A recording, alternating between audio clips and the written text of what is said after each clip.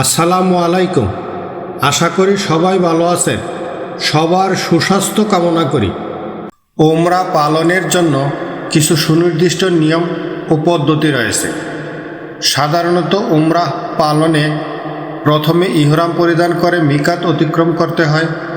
এরপর কাবা শরীফ তাওয়াফ, সাফা মারোয়া সাই এবং সর্বশেষে চুল কাটার মাধ্যমে ওমরা সম্পন্ন করতে হয়। উমরাহ পালনের অন্যান্য গুরুত্বপূর্ণ বিষয়। উমরাহ করার উপযুক্ত সময়।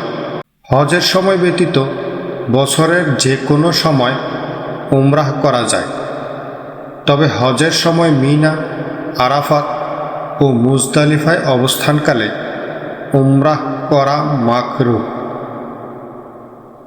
উমরাহ নিয়ত।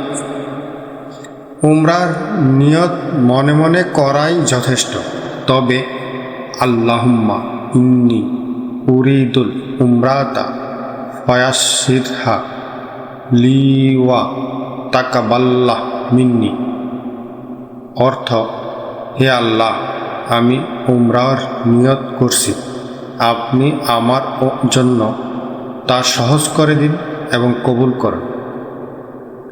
এই দোয়াটিও পড়া যেতে পারে। উমরার দোয়া। উমরার সময় বিভিন্ন দোয়া ও জিকির করা সুন্নত, যেমন তালবিয়া, দরুদ শরীফ, ইস্তেগফার ইত্যাদি। উমরার গুরুত্ব। উমরাহ একটি গুরুত্বপূর্ণ ইবাদত এবং এর মাধ্যমে গুনাহ মাফ হয় বলে হাদিসে উল্লেখ আছে। মহিলাদের জন্য বিশেষ নির্দেশনা। ঋতুপতি বা নিফাস অবস্থায় মহিলারা ইহরাম বাঁধতে পারবেন না,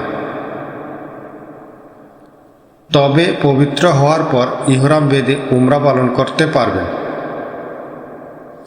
উমরাহ পালনের আগে ভালোভাবে নিয়মকানুন জেনে এবং অভিজ্ঞ কারো থেকে প্রয়োজনীয় দিক নির্দেশনা নিয়ে উমরাহ পালন করা উচিত। আপনারা যারা এখনও চ্যানেলটি সাবস্ক্রাইব করেননি, চ্যানেলটি সাবস্ক্রাইব করে পাশে থাকার আহ্বান জানাচ্ছি। আর যারা ইতিমধ্যে চ্যানেলটি সাবস্ক্রাইব করেছেন, আপনাদেরকে জানাই অসংখ্য ধন্যবাদ। দেশ ও বিদেশের সকলকে আহ্বান জানাচ্ছি, চ্যানেলটি সাবস্ক্রাইব করে পাশে থাকবেন এবং কমেন্টে আপনাদের মূল্যবান মতামত জানাবেন।